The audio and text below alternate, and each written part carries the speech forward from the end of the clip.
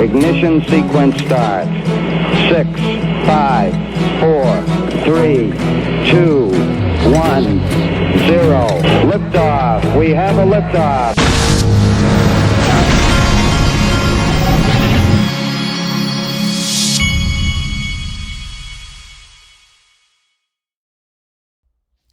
Hey everybody, this is the Digital Asset Investor, and I wanted to show you this. So we've got an XRP that is apparently decided it's ready to start moving up a little bit.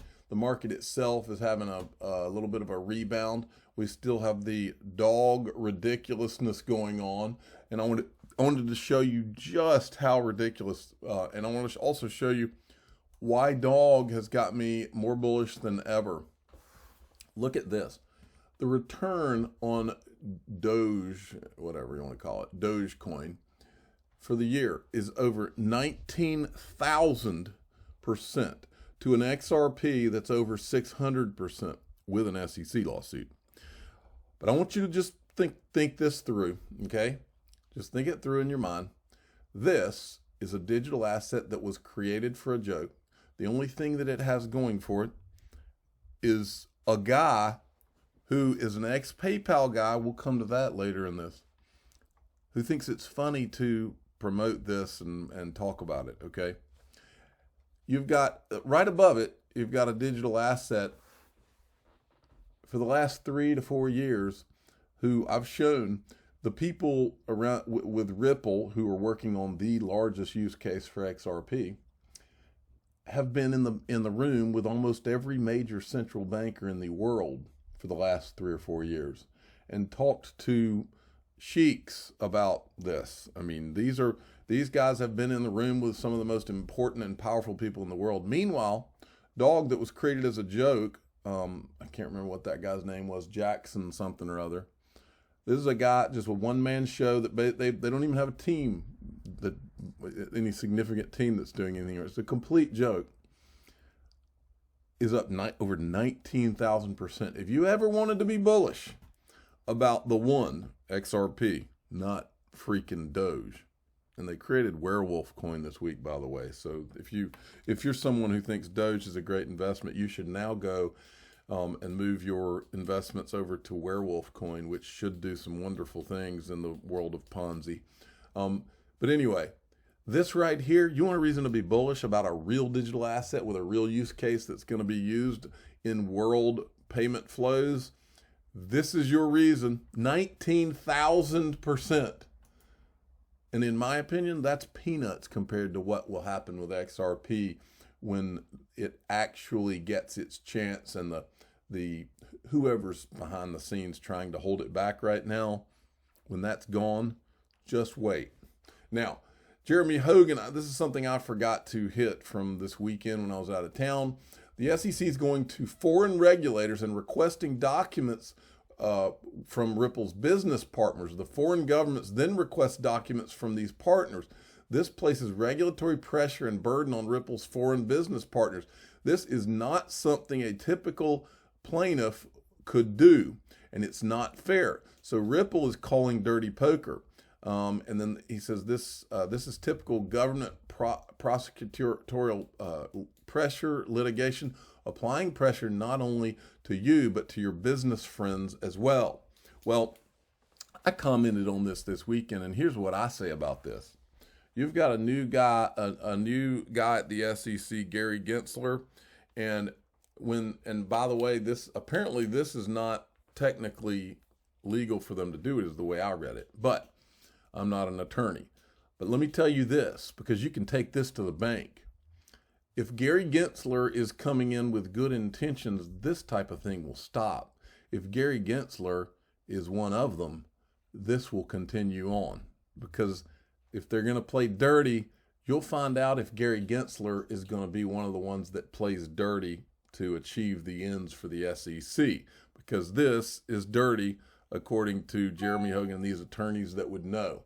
So that will be your tip-off as to where Gary Gensler is going to be coming from.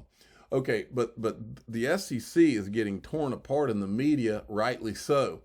This is from John Deaton's law firm. The lawsuit against Ripple stretches the SEC's reach too far and seriously threatens the developing cryptocurrency ecosystem and America's vital leadership place within it.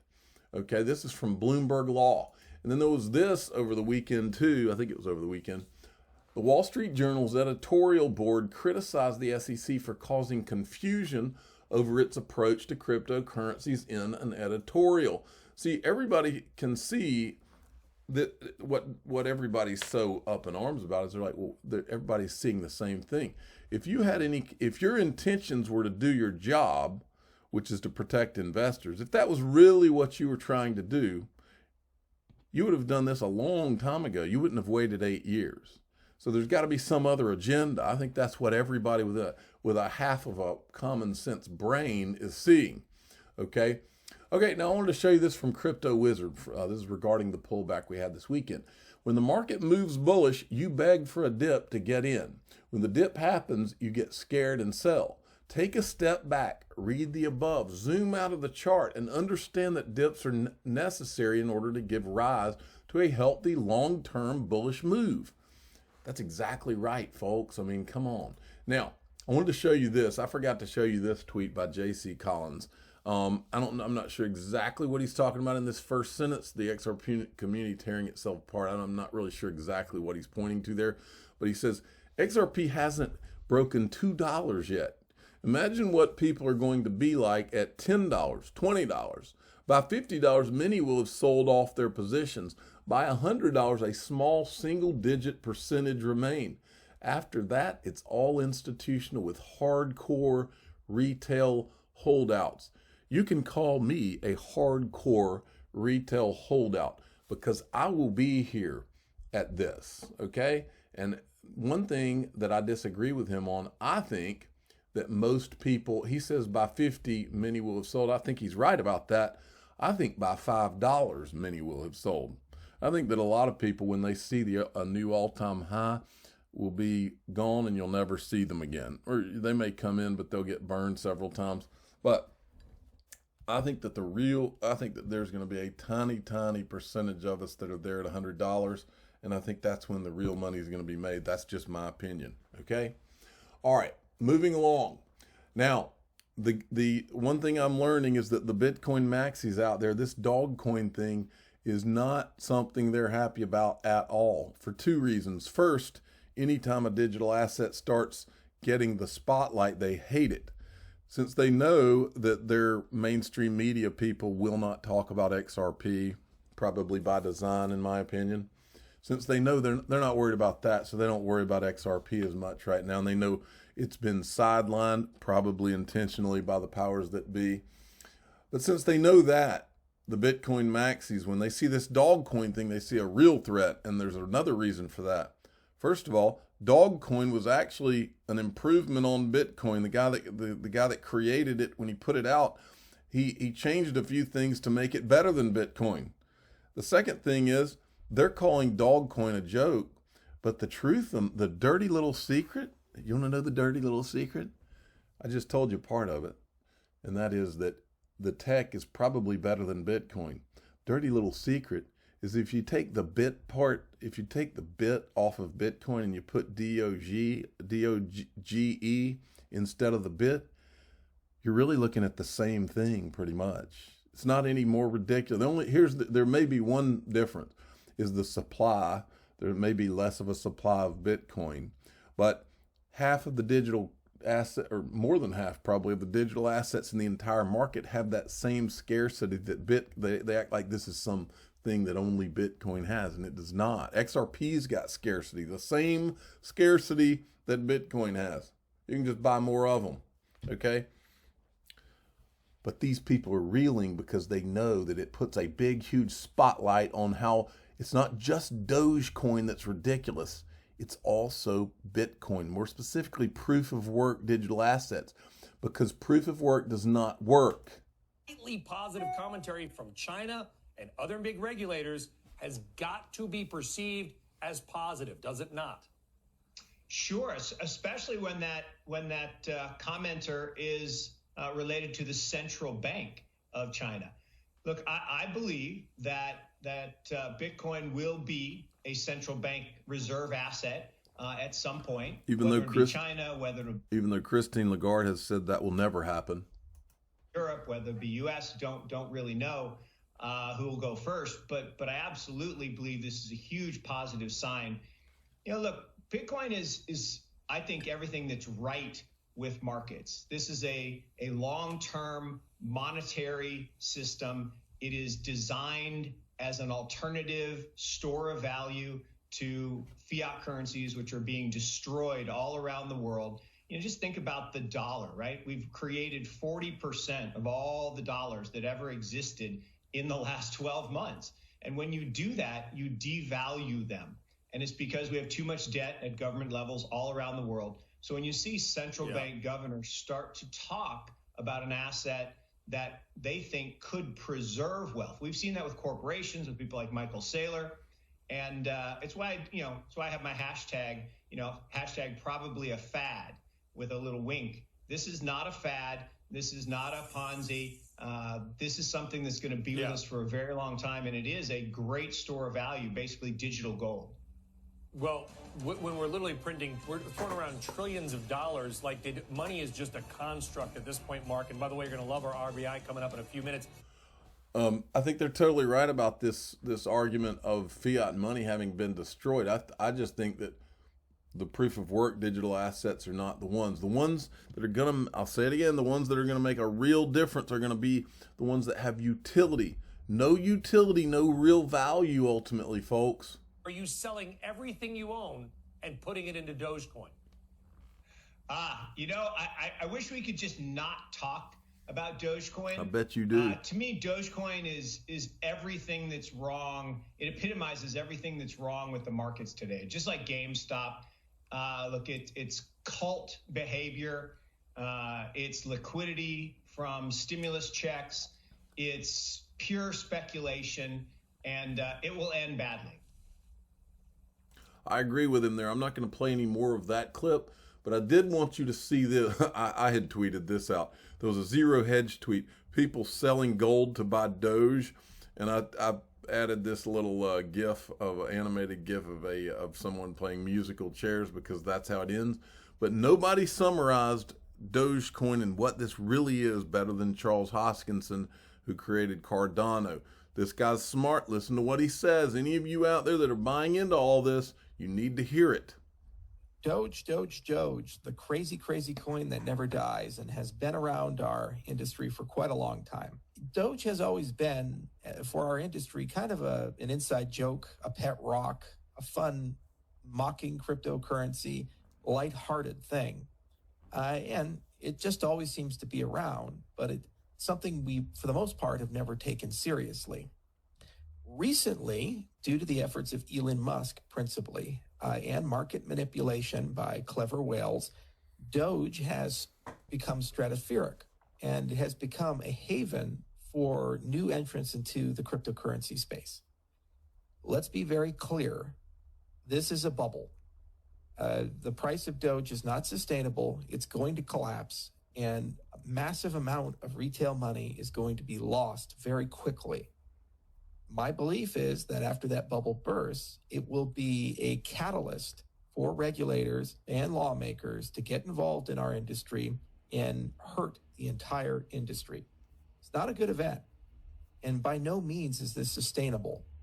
When you look at the third generation of cryptocurrencies, the Algorand's, the Tezoses, the Avalanches, the Cardanos, the F2s, each of these projects have large teams, capital, and accountability. People wake up every single day to try to get the software, the protocols, and the ecosystems to the next level. They have the aspirations or reality of use and utility.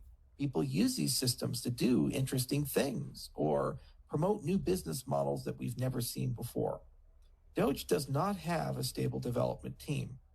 There is no original technology in Doge. It's a copy of Bitcoin. If at 2 o'clock in the morning a major flaw is discovered, there will be no one who's up late at night trying to find a way to fix it. Maybe a volunteer, but no guarantee. It is a pet rock. It's not real.